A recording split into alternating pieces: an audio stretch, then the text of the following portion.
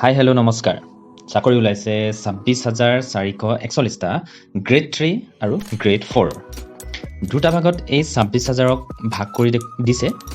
Grade 3ত 13,141টা post আৰু grade 4ত 13,300টা post grade 4ক কোনো ধৰণৰে ভাগ কৰা নাই যদিও গ্ৰেড 3 কেটেগৰী হিচাপে তিনিটা ভাগত ভাগ কৰিছে আহক তেন্তে আৰু অলপ ইয়াৰ ডিটেইলছ চাওঁ কোনে কোনে এপ্লাই কৰিব পাৰিব শিক্ষাগত অৰ্হতা কিমান লাগিব বয়স কিমান লাষ্ট ডেট কেতিয়া আৰম্ভ হ'ব কেতিয়া কি পদ্ধতিৰে এপ্লাই কৰিব ইত্যাদি ইত্যাদি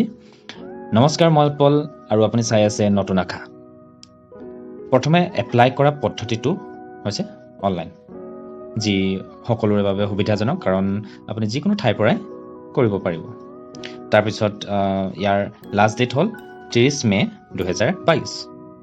আপুনি 30 মেৰ আগত এপ্লাই কৰিবলৈ নাপাহৰিব কিন্তু নহলে এটা সুযোগ হেৰুৱাই পেলাব এতিয়া এপ্লাই কৰিবলৈ আপোনাৰ যোগ্যতা কিমান হ'ব লাগিব বা শিক্ষাগত অৰ্হতাৰ বিষয়ে গ্ৰেড 4ৰ শিক্ষাগত অৰ্হতা যদি আপুনি 8 পাছ তেন্তে তাৰ বাবে আছে আপোনাৰ 9,000টা পোষ্ট আৰু মেট্ৰিক পাছ বা 12 পাছৰ বাবে এই ওপৰৰ যি 9,000টা এই 9,000ৰ পোষ্ট থাকিব প্লাস ইয়াত আৰু 4,300টা ইহঁতৰ কাৰণে মেট্ৰিক পাছ বা হাই সেকেন্ডাৰী পাছৰ কাৰণে থাকিব টোটেল এই মেট্ৰিক পাছ বা হাই সেকেন্ডাৰী পাছৰ বাবে 13,300টা পোষ্ট থাকিব এইখিনিতে ম্যাক্সিমাম কোৱালিফিকেশনৰ কথা এটা ক'ব বিচাৰো যে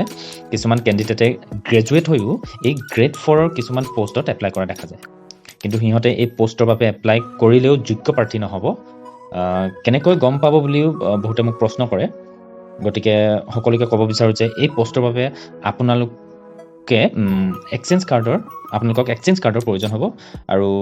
এক্সচেঞ্জ কাৰ্ডত স্পষ্টকৈ উল্লেখ থাকে আপোনাৰ হাইয়েষ্ট কোৱালিফিকেশন কিমান তেন্তে এই কথাটো মনত ৰাখিব নিজৰ যোগ্যতা অনুসৰি আপোনালোকে এপ্লাই কৰিব এবাৰ আহো গ্ৰেড 3 কেটেগৰী 1ৰ যোগ্যতালৈ কেটেগৰী 1ত থকা পোষ্টবোৰ হৈছে একাউন্টেন্ট কেচিয়াৰ জুনিয়ৰ এসিস্ট্যান্ট ইত্যাদি আৰু ইয়াৰ বাবে আপোনাৰ টোটেল পোষ্ট হ'ল 8,331টা ইয়াৰ পাছত ইয়াৰ শিক্ষাগত অৰ্হতা যদি চাওঁ ইয়াৰ বাবে আপুনি হ'ব লাগিব গ্ৰেজুৱেট লগতে কমেও আপোনাৰ 6 মাহৰ কম্পিউটাৰ সাৰ্টিফিকেট বা ডিপ্লোমা প্ৰয়োজন হ'ব গ্ৰেড 3 কেটেগৰী 2ৰ বাবে আছে 3,690টা পোষ্ট আৰু ইয়াৰ শিক্ষাগত অৰ্হতা হিচাপে আপুনি মেট্ৰিক পাছ বা 12 পাছ হ'ব লাগিব কিন্তু তাৰ বাবে তাৰে কেইটামান পোষ্টৰ বাবে কেৱল সায়েন্সৰ ক্যান্ডিডেটেহে এপ্লাই কৰিব পাৰিব সায়েন্সৰ ক্যান্ডিডেট নহলে এই গুটে 3,690টা পোষ্ট সকলো এপ্লাই কৰিব নোৱাৰিব তাৰে কেইটামান সায়েন্স সিস্টেমৰ বাবে ষ্ট্ৰীমৰ কাৰণে ৰিজাৰ্ভ থাকিব তাৰ পিছত কেটেগৰী 3 পোষ্টটো হৈছে ড্ৰাইভাৰ ইয়াৰ টোটেল পোষ্ট হৈছে 1120টা পোষ্ট আৰু ইয়াৰ বাবে আপুনি হ'ব লাগিব SSLC বা SS পাস এতিয়া বয়সৰ বিষয়ে বয়স এজ লিমিট আপোনাৰ বয়স হ'ব লাগিব 18 বছৰৰ ওপৰৰ কিন্তু 40 বছৰতকৈ অধিক হ'ব নোৱাৰিব 1 জানুৱাৰী 2022 বয়সৰ সীমা 40 বছৰলৈকে দিছে কিন্তু 40তকৈ বেছি হলেও এপ্লাই কৰিব পাৰিব যদি আপুনি ST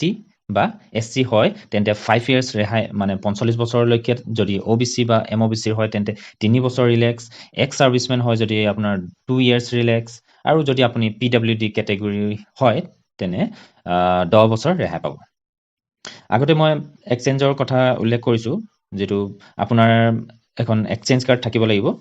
Candidate must have registered their name in any one of the employment exchange of Assam.